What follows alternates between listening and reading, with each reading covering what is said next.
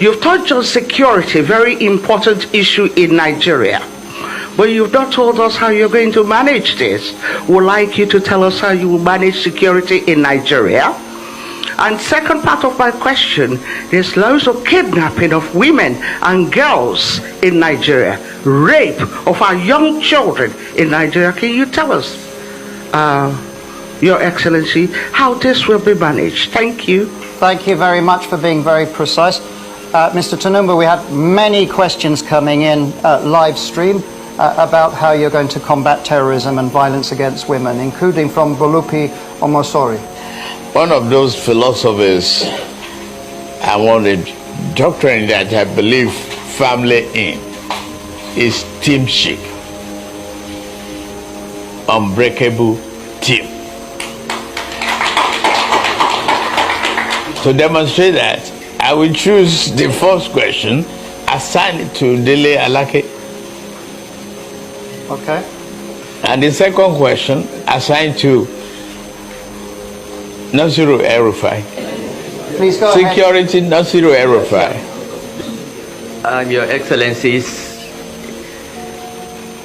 my friend, Mr. Alex Vines, ladies and gentlemen, security has been a big issue in Nigeria in the last few years, and that has affected not only rural economies, but agricultural production, commerce, and everything else.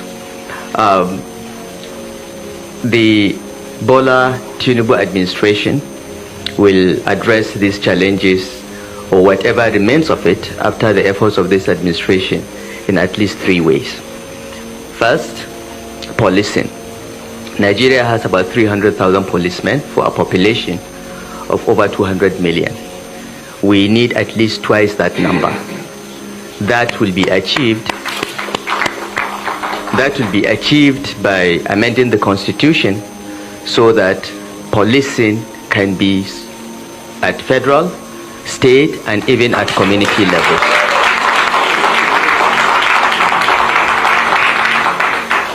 With increased security footprint, there will be less and less of criminal activity. The second step is to look at our armed forces and security architecture.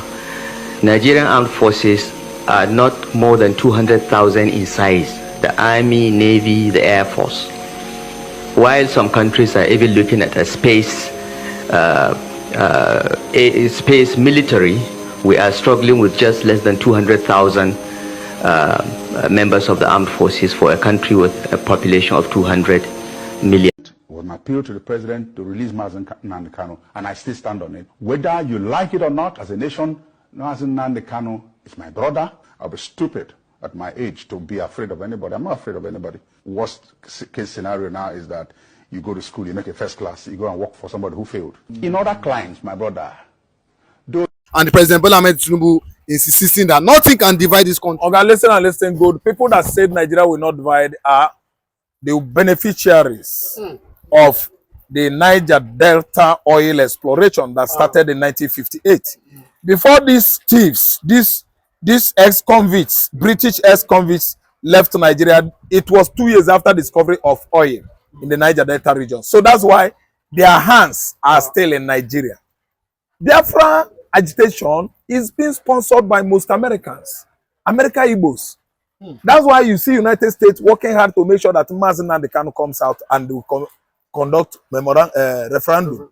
But when you talk about UK is a thief country, is a criminal country that still cling on to Nigerian natural resources.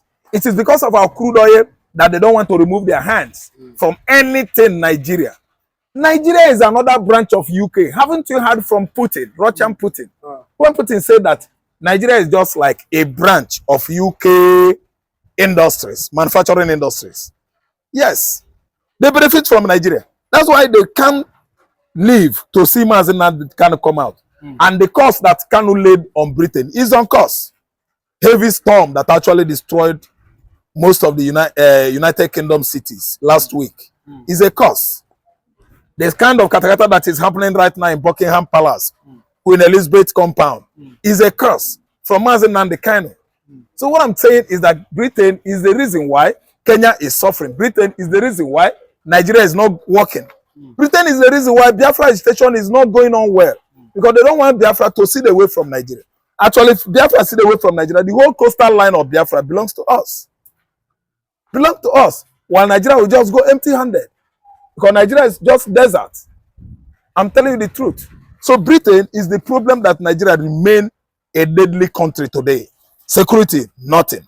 Food, good governance, for where? And Nigeria is gone. And Britain is the major cause of Nigerian problem. So Britain is working hard to make sure that Igbo man is not gone home. I'm telling you. Mazi Nnamdi Kanu's effort has been dashed often and often to remain in the prison, to come out for where? It is because of Britain. If not because of Britain, why shouldn't Britain play consular role? Mazi Nnamdi Kanu is a citizen of British. He's a British citizen. And Nigeria is not. Nigeria is working. Nigeria is working with Britain. Nigeria is Britain. Britain is Nigeria. Nigeria is not listening to United States of America. United States of America is for Biafra. You don't know how it goes. I'm telling you, Britain today is the problem that Igbo man is having. I want to shock you that the coup of 1966, who made it? Igbo coup. Britain. BBC, British Broadcasting Corporation, announced that it was Igbo coup. That's why everything, turned against Igbo man today. Listen and listen good. Britain will never be alive. Igbo sit away from Nigeria. That's why their death, annihilation of the whole Britain has come. I'm trying to remove Ireland from UK. They are not among. Scotland from UK. They are not among. Listen. Isle of Man. They are not among. Wales. They are not among. Scotland is not among. It is only England. England is the problem. England. This premiership going on, they go, let's say, United, Arsenal, Man United. They are England, not Scotland. Scotland has their own league. Ireland, they have their own league. Wales, they have their own. Rangers is from Scotland. I don't understand. So it is England. England is the problem that UK has today. And UK, the British is the problem Biafra has today. So what I'm trying to say is that America has been working around the clock, favoring Biafra agitation to make sure that the Igbo man is free. Because America, you see, is largely Jews, and the Igbo man is largely Jews. That's why Biafra agitation, America is on it to make sure that referendum is conducted in this part of the world for Biafra to be free. But do you think that because of the oil and gas, that's one of the reasons why Britain is saying never in their lifetime will Biafra secede from Nigeria? And that is why they will never be alive, not even one of them, because Biafra is succeeding already. I see Mazi Nnamdi Kanu marching out victorious from Kuje prison or DSS facilities, and Britain is going down to hell because they are rogue country. As I said that the only criminal Europe country we have is Britain. I'm saying so because they are interested in oil and gas of Imo State, oil and gas in Anambra State, oil and gas all the Niger Delta. Britain is a thief country. They have posed in a way to tap from it because Nigerian political juggernauts are errand boys to the British. You could have at least remembered how this man dealt with Britain. Abacha turned his back on them. Abacha did not play any neocolonial policy with Britain. He turned his back on Britain. And you see how our economy was stabilized. Our economy was unstable. Instability. Because Abacha is not looking at towards Britain. Abacha is minding only our business here, giving us good governance, and our economy is stabilized. Okay, but you guys are saying never in their lifetime will the atrocity against the Christians continue. Why they keep watching the Christians dying here and there? Is a lot of people saying, can they send, I will not call it military or security force, to at least for some time help the Christians here in Nigeria? Since we yesterday, not recently, we saw Al-Qaeda strike in Kwara State, and we know that Kwara have been, actually been taken over by these Fulani terrorists. They have taken over there. But do you think it's at time the US sent military or whatsoever to? I can see it playing out. Yeah. I can see it playing out. It's unfolding towards that direction. America is coming with their military forces to help Christians here because it's obvious that Tinubu is just playing politics with blood of the Christians. That's why he actually aligned Muslim ticket. Kachima Chetima himself is a terrorist. Everybody all around the world knows that Nigerian vice president is. But Tinubu is the one that used the blood of the Christians in the southwestern Nigeria, in the southeast, all over Mid-Belt to play politics. Christians are dying in their large number, and the Tinubu is relaxing, laughing, and claiming that all is well with Nigeria. Listen and listen good. All is not well with Nigeria. Christians are dying in their large number in Nigeria. It is the high time Americans come to Nigeria with their military support to fight insurgents that are maiming and subjecting Christians to genocide. It is obvious that America is for Christians in Nigeria, and they are going to do much, much more to help subdue Christian genocide in this part of the world. This advice I won't give you, Tinubu, as a man that wants to be famous, but if you do this thing, your name go reign. Even 100 years after you are gone, you go still be popular, Mr. Tinubu. And what is it? Divide Nigeria. That's right. Divide Nigeria. You have the power to divide Nigeria into 3 different countries. Odu Nation, Biafra Republic, Arwa Republic. 3 different countries. Yes, some people will squeeze you. Some people will threaten you one way or another. Some people will try to even empty your bank account. Whatever they want to do, make them do. The fact is that you are going to reign. You are going to trend more than every single one of them. Even after you die, your name still going to reign. How? Because each of the republic go create their own public school. In public school, what do we teach? History, founding fathers, independent, first president. There is no way Republic of Biafra go create curriculum for primary school, secondary school, university without bringing your name in there. Right now, when people talk about Nigeria and Nigerian history, without even trying, you go hear Lord Lugar. Without even trying, you go hear British. And like play, Oyibo name maintains relevancy without him having to do anything new. They reign, they go because of they have inserted their name and identity in everybody's history. So you cannot talk about your history without including white man. But when we divide Nigeria, we scrub, we wash his hands off of our identity. At that point, he becomes a Yoruba man named Bola Ahmed Tinubu in the year 2023 divided Nigeria. It will no longer be British Empire, Lord Lugar. Instantly, white people is washed out of our history. And then you, Yoruba man, you begin to the trend. There is no way Arwa Republic go talk about social studies without mentioning creator or divider of the country. You understand? In the year 2023 divided Nigeria. It will no longer be British Empire, Lord Lugar. Instantly, white people is washed out of our history. And then you, Yoruba man, you begin to the trend.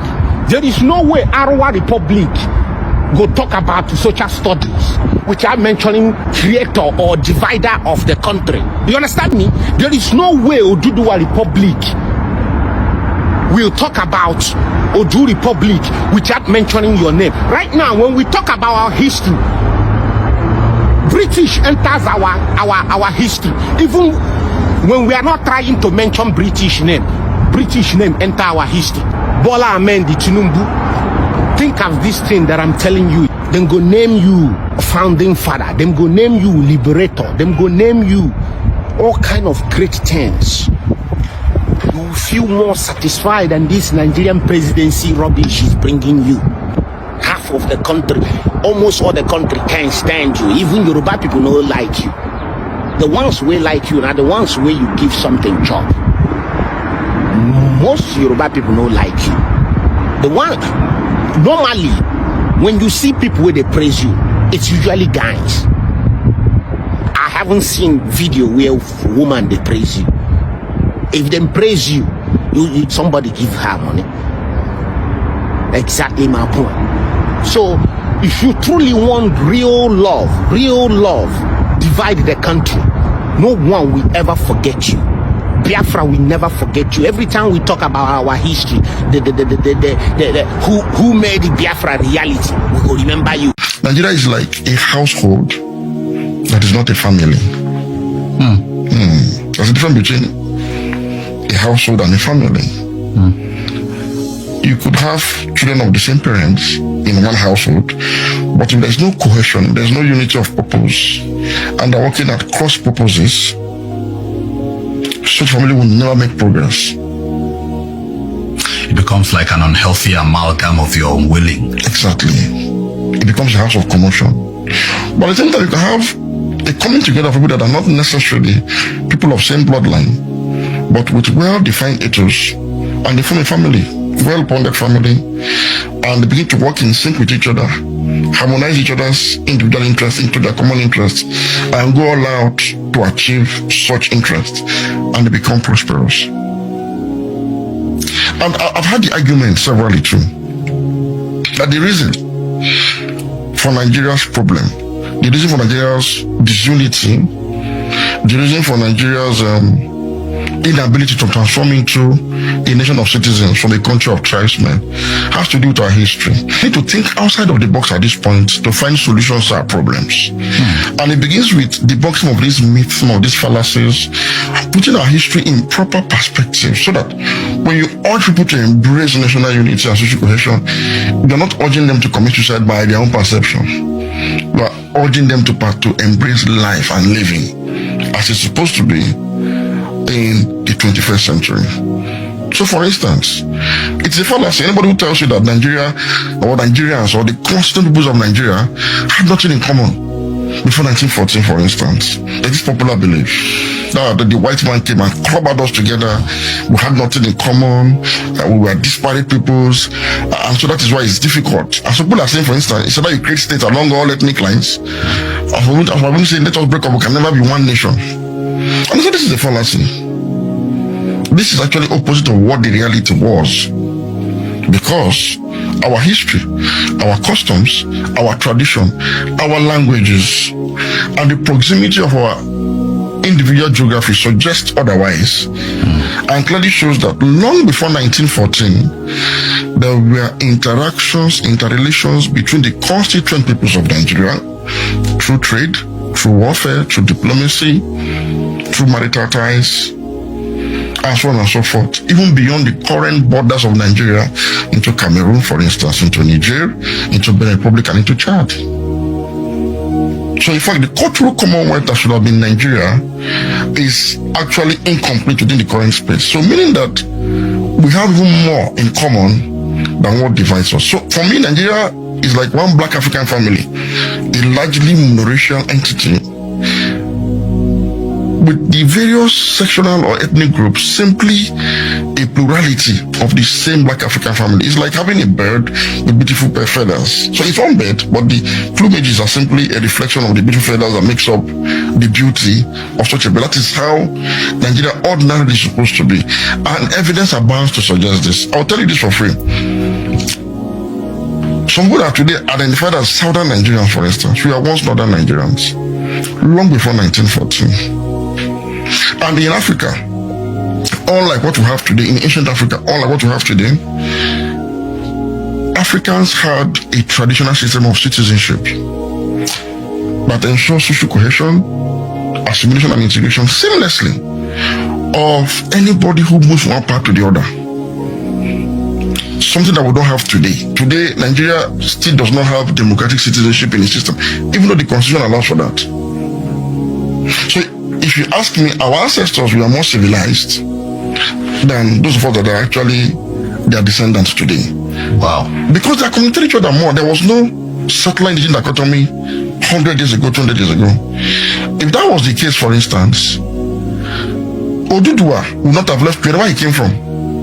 either from Benin, as some say, either from Mecca, as some say, from heaven, from somewhere in Ife or Mala, in Kogi, wherever he came from, and settled in Ife, became king, and became the progenitor of an ethnic group. He was definitely not an indigenous of Ife. It is the same thing, for instance, for Bayajida, who was said to have come from the Middle East and founded the 7 original Hausa states, and the also original 7 Hausa states.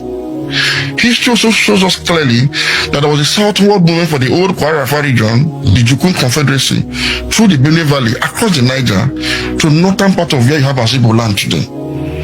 And they moved freely across both Anambra State, current Anambra State, and throughout the Anioma region. There are people from northern Nigeria that have seamlessly fused across the board. They are called the Igala people, for instance. It is also a fact that Arochukwu is the point of dispersal for the Efiks, the Ibibios, and the Aros across southeastern part of Nigeria.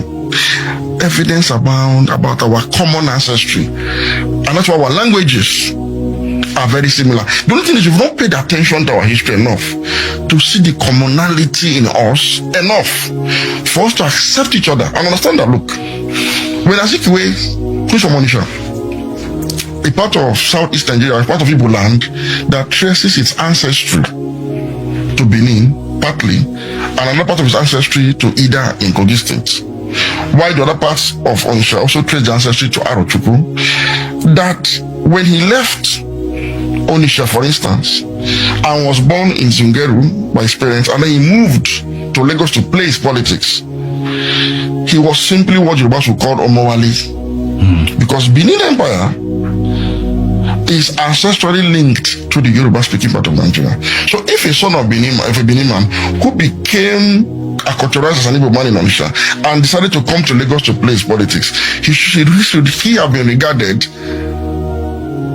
as a stranger, enough to cause hostility across his other half, which led to multiplicity of other problems. And this is the situation for all Nigerians. Anywhere you are found today in Nigeria, whether you are living in the north, living in the south, living in the east, you are supposed to be accommodated as a bona fide member of the family who simply have moved from one part of the family compound to the other. And that's why I was very amused when I see people laying exclusive claim to the territory of Lagos. And I say people don't even know the history of Lagos. Lagos represents the mosaic that is the cultural commonwealth of Nigeria long before 1914. In addition to the Aboriginal Aworis and the Egun people of Badagry, you had Yoruba-speaking communities that moved into the island to trade from the neighboring environment, or it can come from the Oyo Empire. But most importantly, it's also a historical fact that the Obership of Lagos is a progeny of the Oba of Benin. You see the mix. It's also a fact that a prominent family such as the Osho, the Tapa family of Lagos, trace their origin to Bida, northern Nigeria. And that's why they are called Osho the Tapa. Tapa means Nupe in Yoruba parlance. Osho the Tapa. Osho the Tapa. Now, it was interesting to know that when the talk about Muslim ticket was so rife, that President Bola Tinubu was going to run with a Muslim from Borno, I told people that if only you know the history of the Tinubu family of Lagos, you will agree with me that it's not only a Muslim ticket, it's a Borno ticket, and it's a Kanuri ticket. Because the patriarch of the Tinubu family is actually Malam Mamadou Bagara from the old Kanem Borno Empire, who migrated to Lagos, married Madam Tinubu Efunre, the famous trader, who didn't give birth to a child for him though, but was allowed to marry other women and sell children that now took on her name. So the biological bloodline of the Tinubu family have their distant ancestry from the old Borno Kanem Empire, where Shetima comes from today. So Shetima and Tinubu are actually brothers, children of the same parents. But this is the truth of all of us as Nigerians. So I've also made this illustration to understand that Nigeria has no business not being a socially cohesive country, if only we realize that we're indeed essentially one people. And until we have this realization, something has gone wrong with our democracy. And our democracy is not going wrong. It's not wrong because of imperfect elections alone. There is something responsible for imperfect elections. You see, in 1960, because those who call our founding fathers failed to acknowledge this oneness and this commonality, so they negotiated from the British a country called Nigeria that was rigidly carved along ethno-geographic fault lines. So our federative units, from the regions to the provinces down to native authorities, were rigidly structured along ethno-geographic fault lines, which gave rise to a very debilitating phenomena in a democracy: identity politics of ethnicity and religion. If there's any democracy that is caused, it is that democracy that is principally driven by identity politics of religion and ethnicity. Because if it's always a zero-sum game, it is a majoritarian kind of democracy. So if you have an ethnic group that is dominant in a place, it will always win an election, whether or not the contestant is qualified for the office or otherwise. And what happens is this: the reward system, and this is the most important thing about our democracy, the reward system for identity politics is usually corruption, simple and short. So when you hear, I voted for the president, I worked for him, and I was not given appointment, I was not given enough contract, I've not carried along, it means on the table where the national cake is being shared, somebody has been outsmarted or overlooked. So it's about sharing. Another international scholars, in studying Nigeria's democracy, came up with another concept in political science. It's called prebendalism. And what is prebendalism? A situation that is uniquely Nigerian, interestingly. This is almost uniquely entirely Nigerian. Prebendalism is a situation where appointive and elective political office holders have a full sense of entitlement over their sphere of government influence. So for instance, if I'm a minister today, I'm expected to use that as a reward given to me for supporting the president. And what am I supposed to do? I'm not supposed to be there to carry out any national assignment. I'm supposed to use that ministry to service my own section of the country. So for instance, if there will be an employment opportunity in my ministry, and I have 50 slots to be employed or to be filled, I'll make sure that my tribesmen get 45 of those slots.